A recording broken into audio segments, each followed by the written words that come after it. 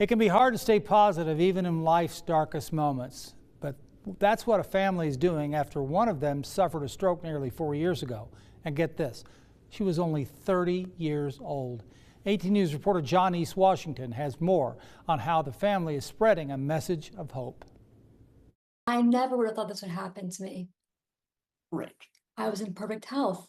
Just days away from her 31st birthday, Jennifer Goldman went to work, not knowing her life would completely change that day. I got a call at 9:15 that morning from the general manager who said, something is way off with Jen. She's not right.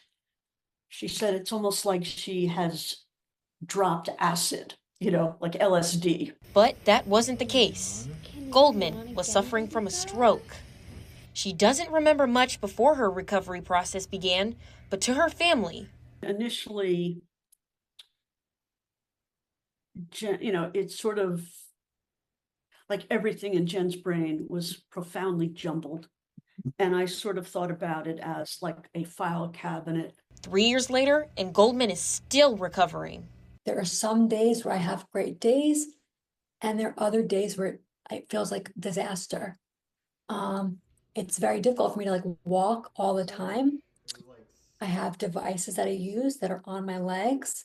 Now, Goldman and her family are sharing their story about this traumatic experience with the hope to help others. And I think the theme of the book is that you always have to have hope, and that having hope is a choice that we make. I think that's a really important point, is the choice.